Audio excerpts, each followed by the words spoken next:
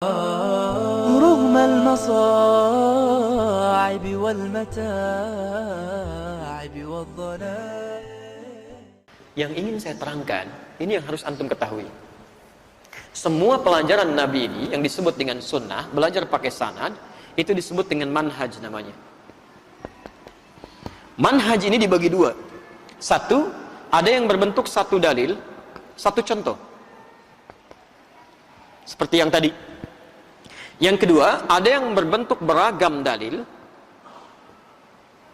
dan aneka contoh. Contohnya bukan cuma satu, tapi banyak. Fokus. Kalau dalilnya cuma satu, contohnya satu, itu artinya semua umat Islam bisa mengerjakan contoh ini dipandang mampu tanpa mengerjakan alternatif yang lain. Maka antum tidak boleh mengadakan aktivitas yang lain di luar yang ini. Jelas di sini? Baik. Tapi kalau contohnya lebih daripada satu dan dalilnya cukup banyak, itu tandanya umat Islam dipandang tidak mampu mengerjakan satu cara yang sama. Makanya diberikan alternatif yang lain supaya bisa mengerjakan sesuai dengan kemudahannya. Saya beri dua contoh. Contoh pertama, untuk i'tidal, sami'allahu liman hamidah. Kemudian akan sujud. Saat akan sujud itu dari i'tidal bisa turun dengan dua cara. Bisa menggunakan lutut duluan. Itu ada di Abu Daud nomor hadis 838, posisi paling kanan sebelah bawah dari Wa'il bin Hujr. Rasulullah menyampaikan sallallahu alaihi wasallam, ya, la tasjud bima ma'na kama yabrukul ibil falyadha' rukbatayhi qabla yadayhi. Kamu jangan sujud seperti duduknya unta. Maka dahulukan lututmu sebelum telapak tanganmu. Yang kedua nomor hadis 840 sampai 841, posisi paling kiri sebelah atas. La tasjud kama yabrukul ba'ir falyadha' yadayhi qabla rukbatayhi. Jangan sujud seperti duduknya unta tunggangan. Dahulukan kedua telapak tanganmu sebelum lututmu. Dari Abu Hurairah. Kenapa dua kalimat hadis ini muncul seperti bertentangan, tapi sebetulnya memberikan kemudahan. Dua-duanya sama di kitab yang sama, cuma beda dua nomor. Ternyata setelah diteliti oleh para ulama, dibuat kaidah al-jam'u wat taufiq, mengumpulkan semua hadisnya dan melihat kemana ini arah penafsirannya. Ternyata disimpulkan ini kemudahan dalam praktek ibadah, karena tidak setiap orang bisa mengerjakan dengan satu cara yang sama. Antum kalau menggunakan telapak tangan aja, kemudian telapak tangannya bermasalah, mau pakai apa? Kalau nggak pakai lutut, ya pakai telapak tangan. Makanya Ibnul Qayyim al-Jauziyah pernah menulis kitab sifat salat Nabi. Beliau praktekkan dengan kedua lututnya. Syekh Muhammad Nasruddin Al-Albani memilih menggunakan telapak tangannya. Begitu menulis kitab sifat salat Nabi oleh Syekh Muhammad Nasruddin Al-Albani, dia pilih menggunakan telapak tangannya. Jadi saat Anda menggunakan telapak tangan ataupun menggunakan lutut, itu kedua-duanya benar. Nggak usah diperselisihkan. Karena satu manhaj yang sama. Yang salah itu yang pakai kepala duluan. Atau yang nggak sholat, itu aja yang salah. Jelas ya? Awas, hati-hati nih, persoalan ini kelihatannya seperti mudah. Di Bekasi itu pernah ada suami istri tidak tegur sapa semalaman gara-gara persoalan lutut dengan tangan. Betul Pak. Suaminya pulang dari pekerjaan malam-malam. Ya, sholat di rumahnya. Begitu turun, lututnya duluan. Istri lihat. Begitu selesai, istrinya langsung menyampaikan, Papa, sholatnya nggak sesuai sunnah, katanya. Ini cara masuknya keliru, Bu. Keliru. Di rumah itu kan yang pemimpin laki-laki, bukan perempuan. Quran surah keempat ayat 34. Ar-rijalu qawwamuna 'alan nisa. Sementara sifat pemimpin itu, apa Pak yang paling dominan sifat pemimpin? Itu sifat pemimpin itu yang paling dominan, tidak mau dipimpin. Jadi hanya menerima usulan, tidak menerima saran. Wah, ini langsung menghadirkan kesalahan. Papa, sholatnya salah, tidak sesuai sunnah. Kenapa, Mak? Harusnya bukan pakai lutut, pakai telapak tangan duluan. Suami nggak mau kalah karena nggak menerima saran, kan? Mama yang tidak sesuai hadis. Padahal dua-duanya nggak baca, Pak. Betul. Besoknya bertemu dengan kami suaminya, cerita. Jadi istrinya belajar di guru A, suami belajar di guru B. Dua-duanya, Pak, saya bilang terdapat di kitab yang sama, cuma beda dua nomor. Itu kemudahan. Ini poin yang paling penting. Jadi, kalau menemukan dua perbedaan seperti ini disebut manhaj. Kalau antum memilih salah satu di antara contoh ini, satu dipilih. Misal, saya pilih pakai lutut. Condong ke situ. Ma dhahaba ilaihi. Pilihan yang condong saya pilih, ma dhahaba ilaihi. Saya mau pakai lutut, ma dhahaba ilaihi. kepanjangan disingkat jadi madhab. Disingkat.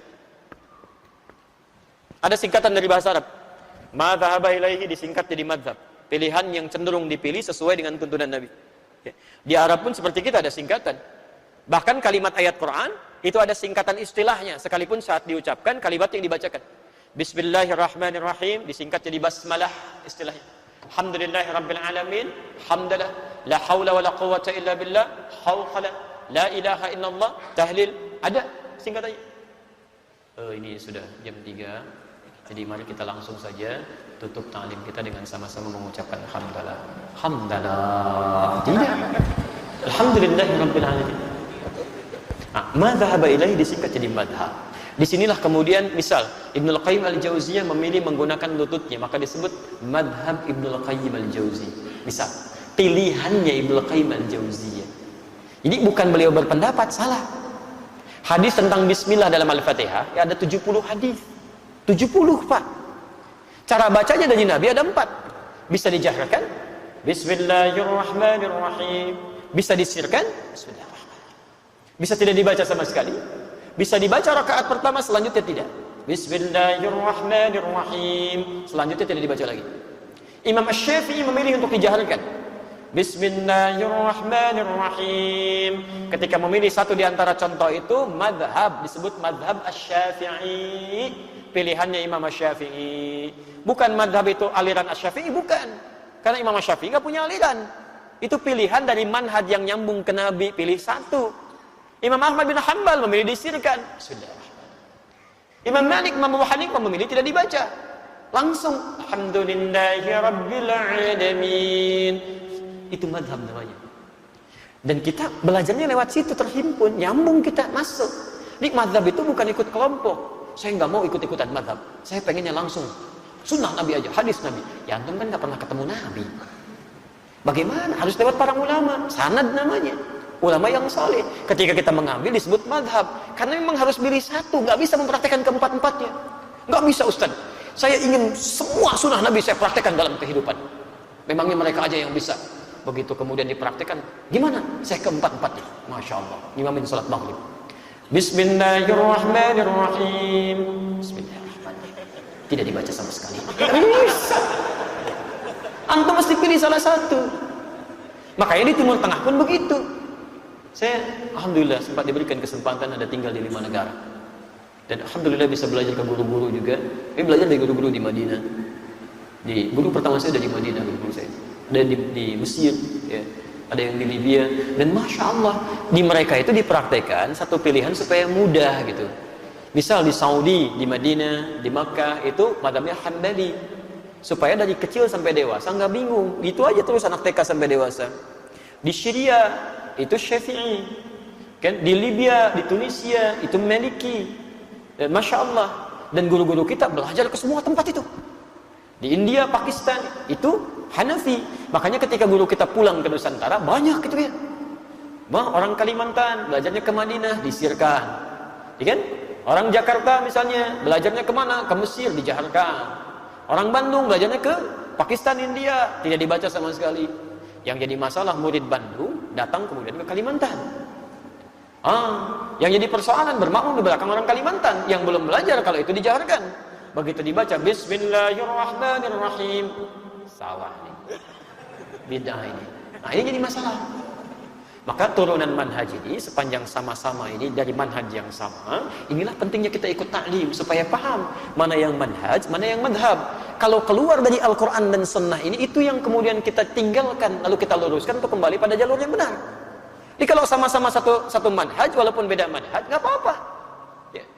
Saya pernah tugas di Mekah 2010, terima jemaah haji pertama. Begitu datang imamnya dulu, kalau saya tidak keliru Syekh Sudais, salat Isya. Kan disirkan di situ. Bismillahirrahmanirrahim. Alhamdulillahirabbil alamin. Iki imamnya Muhammadiyah. Ya Muhammadiyah. Karena yang dia pahami kalau bismillahnya jahar NU gitu kan. Kemudian kalau disirkan itu Muhammadiyah, jadilah ramai di situ. Besoknya nggak kulut imamnya. Apa sih bilang semalam imamnya Muhammadiyah katanya. Jadi dari dulu itu nggak ada Muhammadiyah dengan NU. Muhammadiyah baru berdiri 18 November 1912. NU 31 Januari 1926. itu ormas untuk memudahkan jalan dakwah. Madhabnya baik, kalau sepanjang madhabnya benar, ukurannya Al-Quran Sunnah aja. Kalau benar ukurannya itu, kita praktekkan, selesai masalahnya. Dan keduanya bersaudara itu. Ya, bertemu di Maulana Ishaq itu. Ya, Kiai Haji Muhammad Hashim bin Ash'ari bin Abdul Wahid bin Abdul Halim. Abdul Halim nama aslinya Pangeran Benawa, dikenal dengan Sultan Hadiwijaya. Ya, bin Abdullah bin Abdul Rahman bin Abdul Aziz bin Abdul Fattah. Ya, bin Abdul Fattah, siapa Abdul Fattah itu? Adalah Raden Ainul Yaqin, walid Maulana Ishaq. Maulana Ishaq ini di sini ketemu dengan nasabnya dengan Kiai Haji Ahmad Dahlan yang nama aslinya Muhammad Darwish. Bahkan belajarnya bareng-bareng tuh di Semarang dengan Kiai Haji Saleh Darat. Lalu berangkat kemudian ke Mekah. Di situ kemudian berganti nama dengan Haji Ahmad Dahlan ketika pulang. Ya, siapa beliau ini? Kiai Haji Ahmad Dahlan bin Kiai Haji Abu Bakar bin Kiai Ilyas bin Kiai Sulaiman bin Demang Jurang Juru Kapindo bin Demang Jurang Juru Sapisan bin Kiai Gerbak bin Maulana Ishaq. Siapa Maulana Ishaq itu? Anaknya Ahmad Jumadil Kubra, Syekh Dai besar dari Mesir, punya dua anak. Satu di Nusantara di bawah, yang kedua tinggal di Mesir. Ketika yang di Mesir ini bernama Syarif Abdullah kemudian pergi ke Mekah untuk menunaikan haji, bertemu dengan anaknya Prabu Siliwangi yang telah masuk Islam. Namanya Rara Santang, lahir tahun 1426, masuk Islam, kemudian berubah nama menjadi Syarifah Mudaim. Minta kepada kakaknya Walang Sungsang yang lahir tahun 1423 dan kemudian berganti nama menjadi Abdullah Iman. Dilamar di situ, dinikahi, kemudian pergi ke Mesir tinggal 20 tahun, melahirkan seorang anak bernama Syarif Hidayatullah. Pulanglah kemudian Syarif Hidayatullah kepada kakeknya, nengok di Gunung Jati, diberikan wilayah itu dikenal dengan Sunan Gunung Jati. Punya anak namanya Muhammad yang pertama, kedua perempuan. Yang perempuan ini menikah dengan panglima terhebatnya pada saat itu, dikenal dengan Fathullah, disebut dengan Fatahillah. Lisan orang Portugis menyebutnya dengan Faletehan. Ini yang kemudian dengan izin Allah menaklukkan wilayah Batavia yang dikuasai pada saat itu oleh orang Portugis. Ketika mereka berjihad, ya berdoa dulu, bermohon dulu, datang ke situ dan menang. Menangnya di bulan Ramadan. Bulan Ramadan, Masya Allah. Ya, kalau dikalkulasi kemudian ke dalam, dikonversi ke dalam tanggal Masehi yang 22 Juni 1527. Sampai sekarang itu, Masya Allah, namanya nama yang sama dilekatkan oleh Fathullah pada saat itu. Karena beliau datang dengan izin Allah, maka dibuka Fatah namanya, Fatham Mubina, terinspirasi di surat Al-Fatah. Inna fatahna laka Fatham Mubina. Fatham Mubina itu dalam bahasa lokal disebut dengan Jayakarta, disingkat menjadi Jakarta. Itu asalnya kota Jakarta itu di situ. Jadi yang menjadikan Jakarta terbuka jadi Jakarta itu iman, kalimat takbir. Itu luar biasa gitu kan. Kenapa sampai sini? Kita kembalikan dulu gitu ya. Nah, dua-duanya Kiai Haji Muhammad Hashim Asy'ari dengan Kiai Haji Ahmad Dahlan itu bersaudara di Maulana Ishaq. Ya, anaknya Ahmad Jumadil Kubra. Ahmad Jumadil Kubra anak siapa? Keturunan dari Ali Zainal Al-Kabir, anaknya Zainal Abidin. Ali Zainal Abidin nyambung ke Husain. Husain adiknya Hasan. Hasan anaknya Ali bin Abi Thalib, suaminya Fatimah Az-Zahra, putri Rasulullah sallallahu alaihi wasallam. Masih nyambung. Ya.